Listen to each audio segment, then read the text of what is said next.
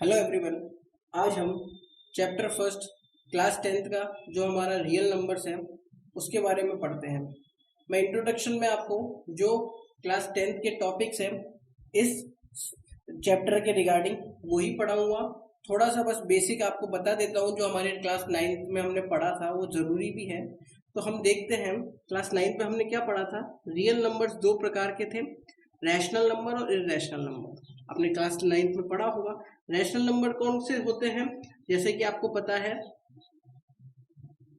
Numbers which can be expressed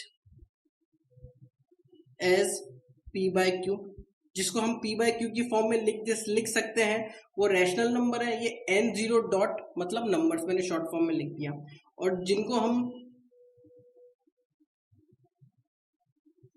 which cannot be expressed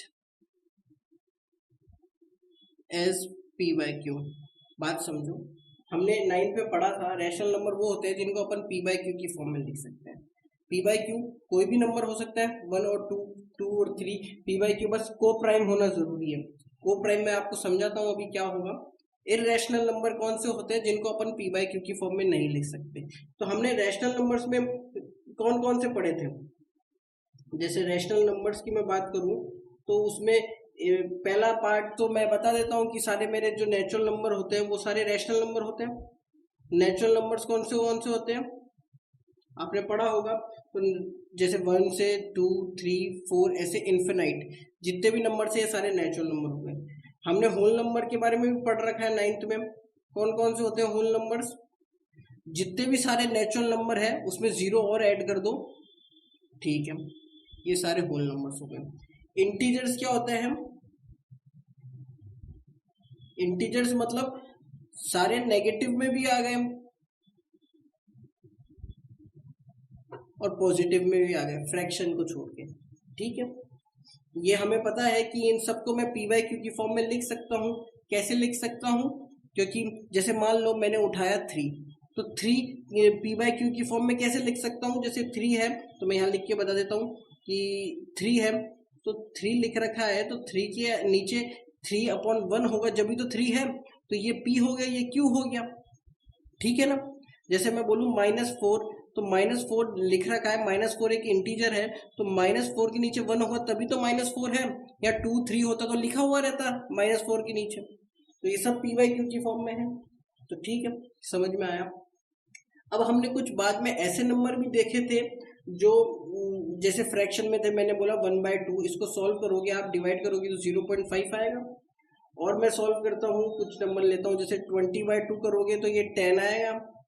मैं बोला आपको 11/4 करते हो तो इसको सॉल्व करोगे तो 2.75 आएगा।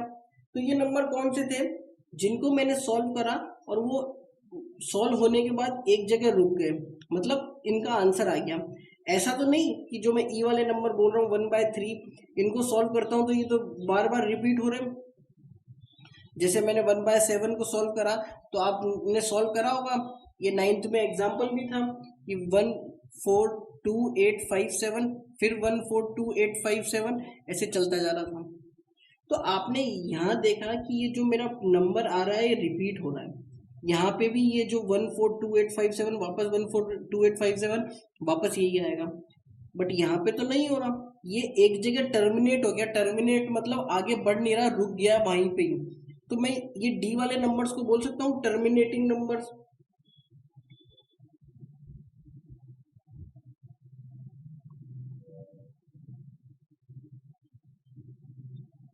मतलब कैलकुलेट करें तो हमने टर्मिनेट हो गए। इनको क्या बोल सकता हूं मैं, नॉन टर्मिनेटिंग।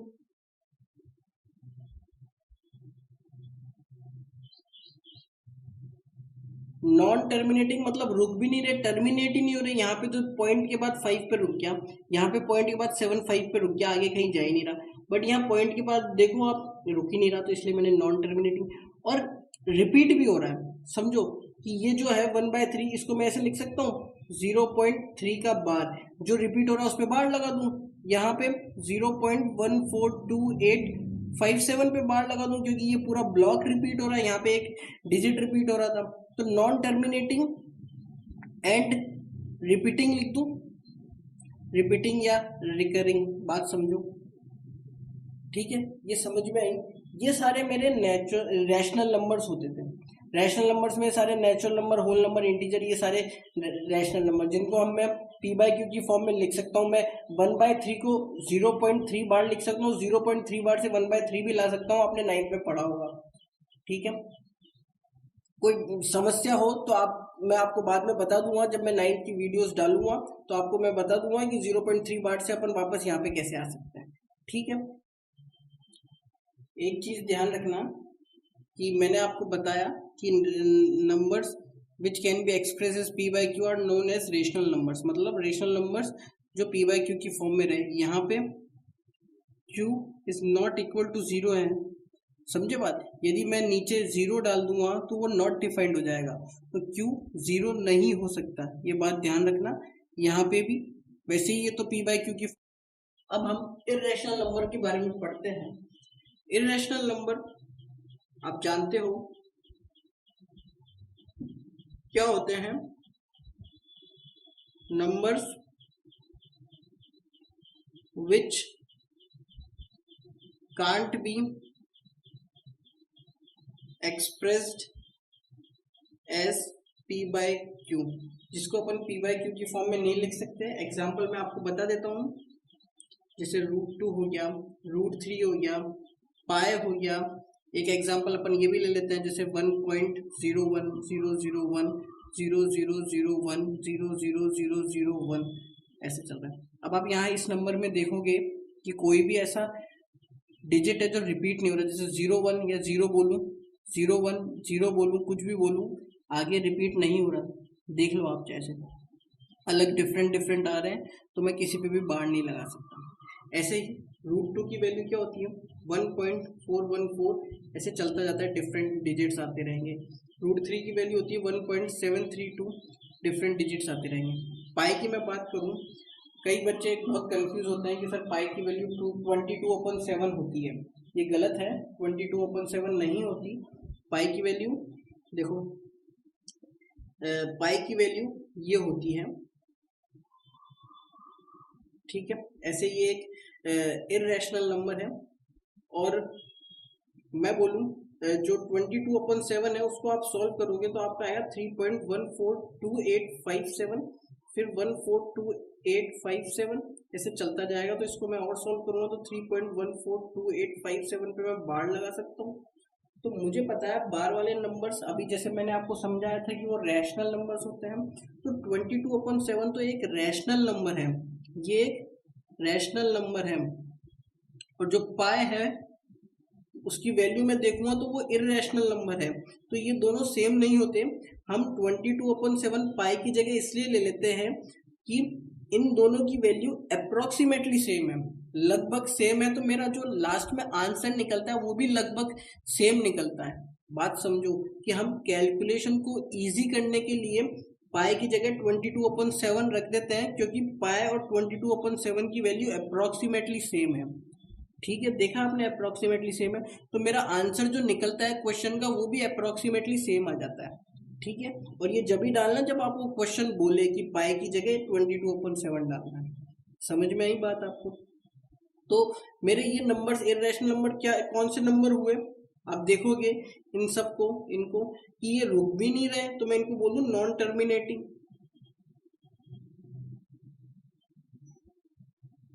एंड रिपीट भी नहीं हो रहे तो मैं बोल दूं नॉन रिपीटिंग या रिकरिंग। ये तो आपने 9th में पढ़ा था, यहाँ तक ये जरूरी था पढ़ना, इसलिए मैंने आपको बताया। अब हम जो हमारे यहाँ पे आ रहे हैं वो हम पढ़ते हैं। उससे पहले मैं आपको थोड़ा बहुत यहाँ पे ये भी समझा देता हूँ कि प्राइम नंबर्स और कंपोजिट नंबर्स क्या होते हैं। देखो, प्राइम नंबर्स की मैं बात करूं तो प्राइम नंबर्स, जैसे मैंने बोला, कौन से नंबर्स जिनके फैक्टर्स 2 ही हो, जैसे numbers which are divisible by itself और 1, अब हम थोड़ा बहुत प्राइम नंबर्स और कंपोजिट नंबर के बारे में पढ़ते हैं। आपको जैसे पता है प्राइम नंबर्स के बारे में आपने पढ़ा होगा, क्या होता है प्राइम नंबर्स? ऐसे नंबर या तो वो खुद से डिविजिबल हो या वो 1 से डिविजिबल हो, मतलब उनके दो ही फैक्टर्स होने चाहिए, या तो वो खुद या 1। तो थोड़ा बहुत बता देता हूँ। Numbers which are divisible by itself और 1, ऐसे नंबर जो डिवाइड हो या तो खुद से या 1 से। आप इधर लिखना चाहो तो लिख दो यहाँ पे, वैसे कोई दिक्कत नहीं है, ठीक है। या तो ये डेफिनेशन हो गई इसकी, या मैं ऐसे भी लिख सकता हूँ numbers which have only 2 factors।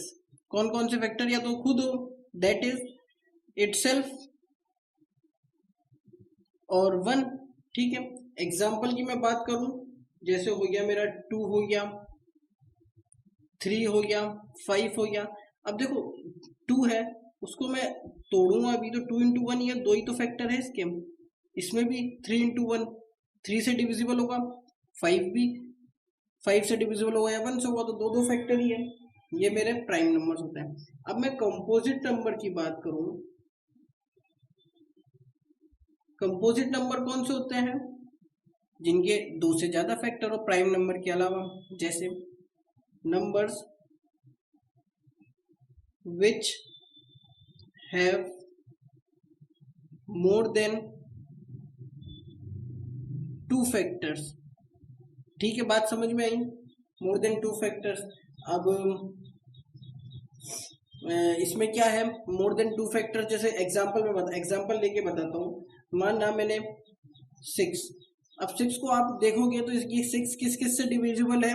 2 से भी है, 3 से भी है, 1 से भी है, 6 तो 4 फैक्टर हो गए, तो ये प्राइम नंबर तो हुआ नहीं। हाँ, मैं 6 को प्राइम नंबर में एक्सप्रेस कर सकता हूँ कि 6 can be express as a product of prime factors. कैसे? 2 इंटू 3, ठीक है। तो हर एक कंपोजिट नंबर यदि मैं एक्सप्रेस करना चाहूँ तो प्रोडक्ट ऑफ प्राइम फैक्टर्स में एक्सप्रेस कर सकता हूँ, जैसे 6 को कर लिया। अब 12 को भी मैं कर सकता हूँ 2 इंटू 3 प्राइम नंबर्स के प्रोडक्ट्स में। प्रोडक्ट मतलब क्या होता है? मल्टीप्लीकेशन। तो ये सारे प्राइम नंबर्स को यदि मैं मल्टीप्लाई करता हूँ तो मेरा आता तो कंपोजिट नंबर ही है। बात समझो, ऐसे क्वेश्चंस आपके इस चैप्टर में आएंगे, ठीक है। अब आपको थोड़ा बहुत मैं एलसीएम एंड एचसीएफ लेना सिखाता हूँ। अब मैं आपको एलसीएम एंड एचसीएफ करना सिखाता हूँ। एलसीएम एंड एचसीएफ, हम कोई भी एग्जांपल ले लेते हैं। मान लो कि हम 120 और 80 का एलसीएम एंड एचसीएफ लेते हैं, ठीक है। तो जैसा कि हमें इस चैप्टर में कराया गया है, जैसे हमारे क्वेश्चंस हो गए, वैसा ही मैं आपको समझाऊंगा। पहला हम क्या करेंगे, 120 को एक्सप्रेस करेंगे as a product of prime factors. मतलब 120 को हम यदि एक्सप्रेस करना चाहे, तोड़ना चाहे, तो ये सारे प्रोडक्ट में ही आएगा प्राइम फैक्टर्स के। कैसे? जैसे मैं समझाता हूँ। मान लो ये 120 है, सबसे छोटे प्राइम नंबर से डिवाइड करो, मतलब 2 से 60 बार। अब वापस 60 भी 2 से डिवाइड हो रहा है, फिर 30 भी हो रहा है, ठीक है। ये 3 बार हो चुका, अब 15 नहीं हो रहा, तो 2 तो मेरा प्राइम नंबर हो गया, उससे बड़ा प्राइम नंबर 3 से करता हूँ, हो रहा है 5 बार, ये 5 बार ही हो जाएगा 1। तो मैं ऐसे लिख सकता हूँ 120 को 2 इंटू 2 इंटू 2 इंटू 3 इंटू 5। कोई डाउट? ठीक है, ये 3 बार आ रहा है, आपको पता है। जैसे कि आपको पता है, यहाँ लिख देता हूँ, a m into a n होता है, तो ए एम प्लस एन हो जाता है। जैसे 2 3 है, 2 2 है, तो 2 3 प्लस 2, ये पावर क्या हो जाती है? ऐड हो जाती है, जब बेस सेम हो और दोनों मल्टीप्लीकेशन में हो, तो 2 की पावर 5। ऐसे ही 1 1 1 है, तो 2 की पावर 3 इंटू 3 इंटू 5। यहाँ तक बात समझ में आई? मैंने क्या करा, 120 को प्रोडक्ट ऑफ प्राइम फैक्टर्स में एक्सप्रेस कर लिया। अब मैं 80 को भी कर लेता हूँ, वही सबसे छोटे 2 से काटूंगा, 40 बार गया, फिर 20, फिर करा 10, फिर 10 भी जा रहा है 5, ठीक है 5 1 बार, तो 80 क्या हुआ 2 इंटू 2 इंटू 2 इंटू 2 इंटू 5 4 बार, तो 2 की पावर 4 इंटू 5। कोई डाउट? यहाँ तक कोई डाउट होना नहीं चाहिए। हम क्वेश्चन कैसे करेंगे वो मैं आपको, अभी क्वेश्चन आएंगे जब मैं बताऊंगा पूरा लैंग्वेज हमारी कैसी होनी चाहिए कि हमारा कोई भी नंबर ना कटे। अभी मैं समझाने के लिए आपको लैंग्वेज लिखना नहीं है, ठीक है। अब हम क्या करते हैं, यहाँ पे एलसीएम निकालने के लिए हम क्या करेंगे, बात समझो। पहले तो एलसीएम ध्यान से समझना, आप चाहे से लिखना चाहो तो लिख लेना, मैं जो बोल रहा हूँ कि एलसीएम लेने के लिए जो मेरे ये 120 को मैंने प्राइम फैक्टर्स में तोड़ा ना, तो प्राइम नंबर मेरे एक तो 2 आया, 3 आया, 5 आया, यहाँ पे 2 और 5 आया। मुझे इन सब नंबर्स को लिख लेना है, 2 को भी लिख लिया, 2 इन दोनों में आ रहा है, 2 को लिख लिया, आ रहा हो या ना आ रहा हो, कॉमन आ रहा हो, मुझे कोई मतलब नहीं है, जो भी प्राइम नंबर्स आ रहे हैं उनको लिखना है। तो 2 आ रहा है, 5 आ रहा है, 3 आ रहा है, ठीक है, तीनों को मल्टीप्लीकेशन में लिख लिया। पहले तो ये करना है जो भी प्राइम नंबर्स आ रहे हैं। अब मुझे सबकी मैक्सिमम पावर देखनी है। 2 की मैक्सिमम पावर कितनी है, यहाँ पे 3 है, यहाँ पे 4 है, तो मैक्सिमम 4 है तो 4 रख लिया, ठीक है।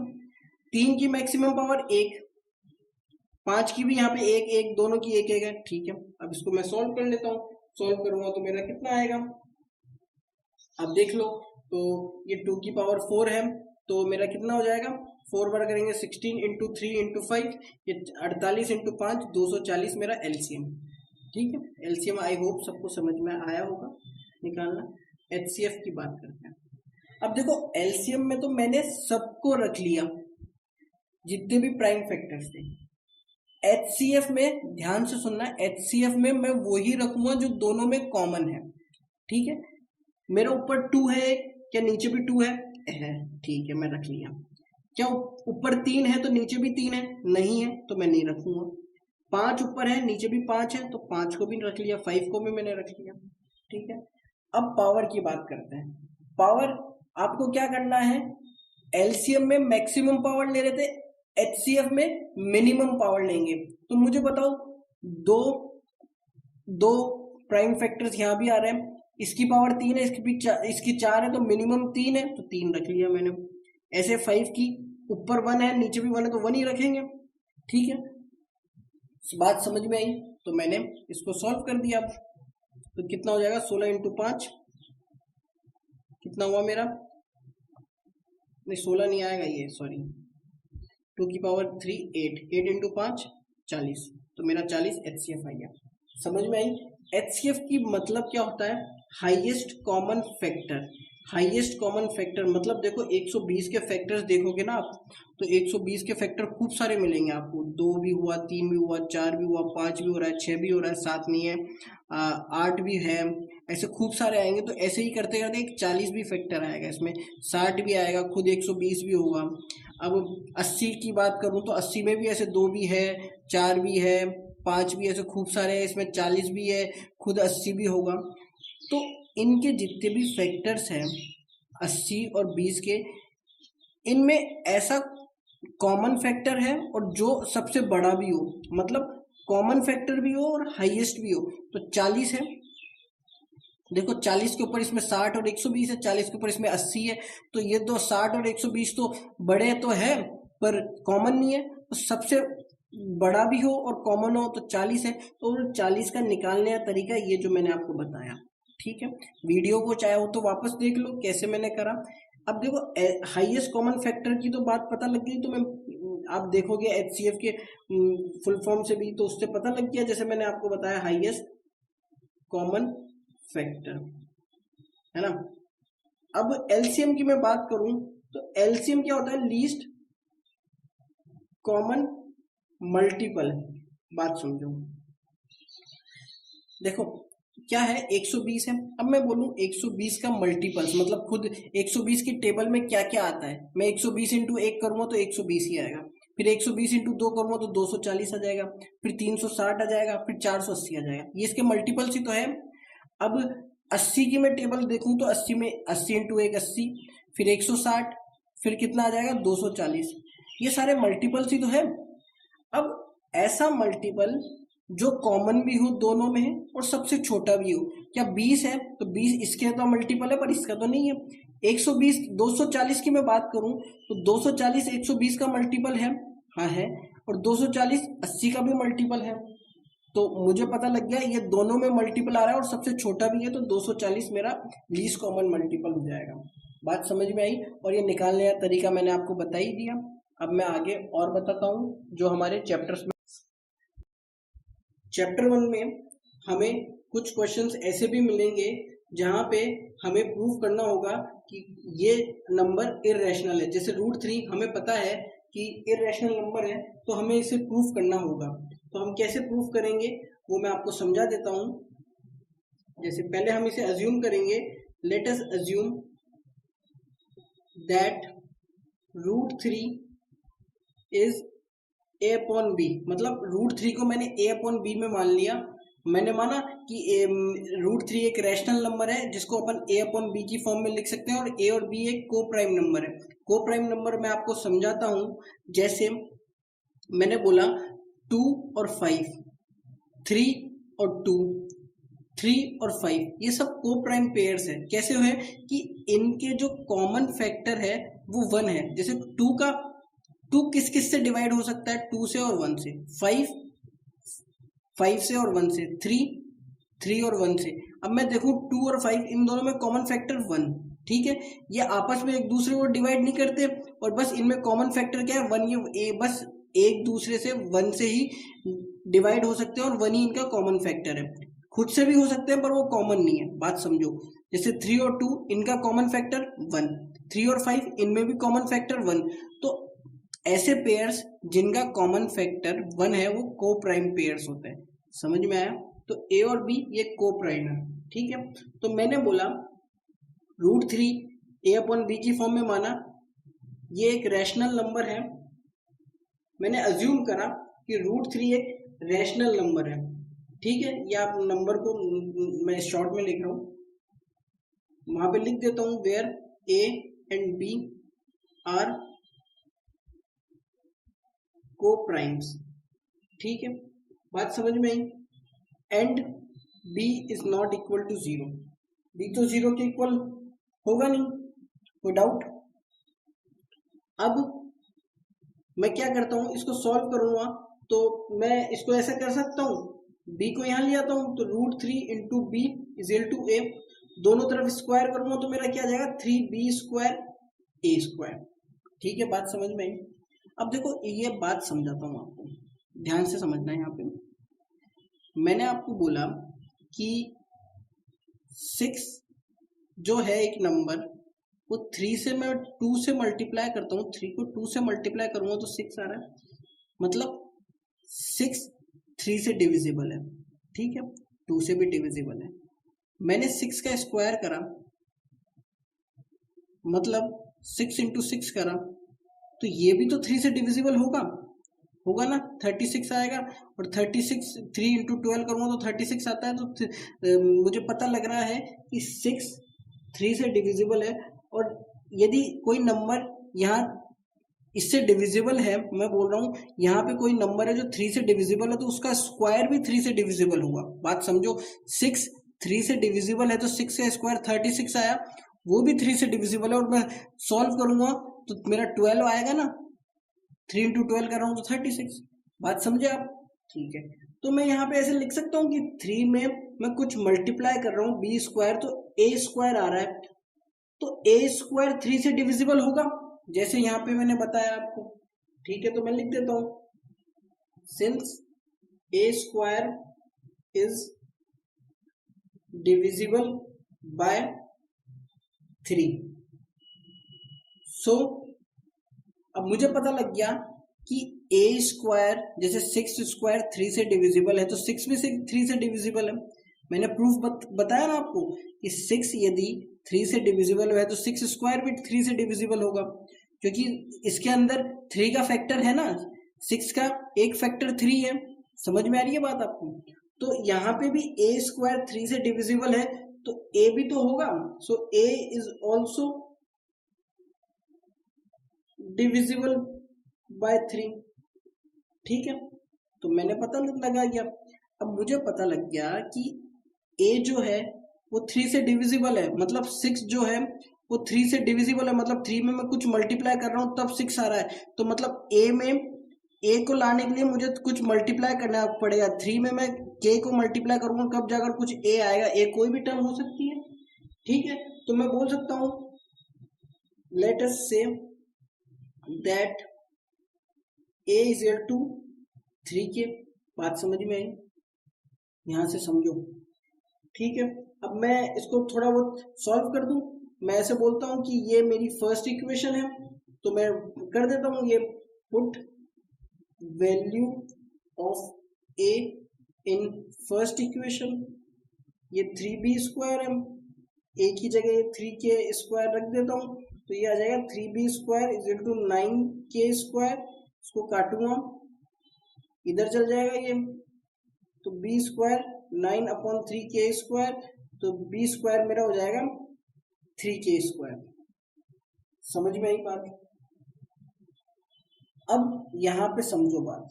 अब ये क्या बोल रहा है कि 3 में मैं कुछ मल्टीप्लाई कर रहा हूं तो b² आ रहा है। यहाँ पे भी 3 में मैं कुछ मल्टीप्लाई कर रहा था तो a² आ रहा था। तो a² 3 से डिविजिबल हुआ, a भी 3 से डिविजिबल हुआ। तो ऐसे ही 3 में मैं कुछ मल्टीप्लाई कर रहा हूँ तो b² आ रहा है। तो मैं इसको क्या, इसको मैं आपको कंफ्यूज हो रहा है तो मैं ऐसे लिख देता हूँ यहाँ पे 3k² is equal to b²। तो 3 में मैं कुछ मल्टीप्लाई कर रहा हूँ तो b² आ रहा है, तो मैं बोल सकता हूँ since b² is divisible by 3, so b is also divisible by 3। समझ में आई बात कि यदि b² 3 से डिविजिबल है तो b भी तो होगा। 6 का स्क्वायर 3 से डिविजिबल है तो 6 भी तो होगा। यही तो बात समझाने की कोशिश कर रहा हूँ। आप इस वीडियो को बार बार देखना, आपको सब बात समझ में आएगा। और ये क्वेश्चन बहुत इंपॉर्टेंट है, एग्जाम में आएगा, हाईली वेटेज रहेगा। ठीक है, अब मुझे ये बात पता लगी, देखो ध्यान से, कि ए भी 3 से डिविजिबल है, बी भी 3 से डिविजिबल है, और मैंने तो ए और बी को क्या माना था, को प्राइम्स। और को प्राइम्स क्या होते हैं, जिनका कॉमन फैक्टर 1 होता है। तो यहाँ तो कॉमन फैक्टर 3 भी हो गया। फैक्टर वही तो होता है जिससे, जो देखो 2 है और 5 है, इनके फैक्टर क्या है, 2 और 1। मतलब 2 को डिवाइड कर सकता है, 1 भी कर सकता है। 5 किस किस से डिविजिबल है, 5 से और 1 से। और इन ये फैक्टर्स हो गए और इनमें कॉमन 1 ही है। पर यहाँ पे मैंने ए और बी को को प्राइम माना, और ए और बी में कॉमन फैक्टर है, ये भी तो है 3, क्योंकि ये दोनों 3 से डिविजिबल है। तो मतलब मुझे पता लग गया, therefore A and B have at least 3 as common factor। बात समझ में आई? अदर देन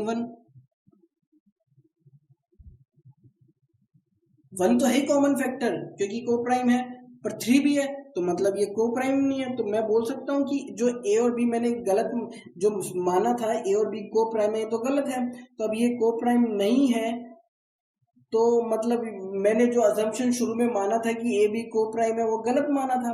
और मतलब फिर ये जो मैंने रेशनल नंबर मान के चल रहा था वो भी गलत है कि ये रैशनल नंबर नहीं है।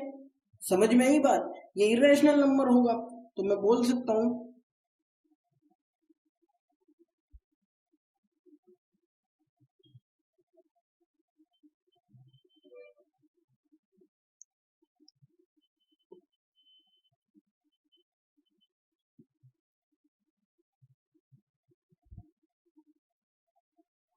Factor other than 1। तो मैंने शुरू में क्या माना था कि ए और बी को प्राइम है और उनका कॉमन फैक्टर 1 है। तो ये तो कॉन्ट्राडिक्ट कर रहा है जो मैंने प्रूफ करा, क्योंकि इनका कॉमन फैक्टर तो 3 है। मैंने ये लिख दिया, but this contradict the fact that a b have no common factor then 1। ये a b have no common factor other than 1, ये मैंने शुरू में माना था, बट मेरा ये आया तो ये कॉन्ट्राडिक्ट कर रहा है ना, इसलिए मैंने ये लिख दिया। बात समझो, असलियत में क्या है कि ए और बी का 3 भी कॉमन फैक्टर है, बट मैंने शुरू में ये मान के चला था ये चीज कि इनके एक 1 के अलावा कोई कॉमन फैक्टर नहीं हो सकता, जब भी तो को प्राइम है, तभी तो रैशनल नंबर है। पर ऐसा नहीं है, क्योंकि मुझे पता लग गया 3 है, तो ये कॉन्ट्राडिक्शन हुआ, इसलिए मैंने ये लिख दिया। अब लास्ट में मैंने ये लिख दिया, therefore our assumption that √3 is rational is incorrect. हमने शुरू में √3 को ए बाय बी की फॉर्म में माना था। ए बी को प्राइम्स थे, को प्राइम्स वो होते हैं जिनका कॉमन फैक्टर 1 होता है। तो जब मैंने थोड़ा सॉल्व करा, पता लगा कि इनका कॉमन फैक्टर 3 भी है, तो हमारा जो अजम्पशन शुरू में था कि √3 एक रैशनल है, वो गलत है, इसलिए मैंने लिख दिया therefore our assumption that √3 is rational is incorrect. समझो बात, ये क्यों लिखा, therefore our assumption that √3 is rational is incorrect. तो √3 एक इरेशनल नंबर ही है, क्योंकि मैंने रैशनल मान के चला तो मेरा हुआ ही नहीं मामला, क्योंकि ए बी को प्राइम है ही नहीं, क्योंकि इनका 1 भी है कॉमन फैक्टर और 3 भी है ए बी में, तो ये इरेशनल नंबर ही होगा। ऐसे आपको सॉल्व करना होगा। आप इस वीडियो को चाहो तो वापस देखो, अभी मैं 1.2 के क्वेश्चंस कराऊंगा, तो ऐसे क्वेश्चंस बहुत आएंगे, आपका ये क्लियर हो जाएगा। कैसी लैंग्वेज लिखनी है वो भी बताऊंगा, ऐसी ही है, यही लैंग्वेज लिख कर आना, पूरे नंबर आएंगे आपके। आप चाहो तो देख सकते हो अच्छी तरह।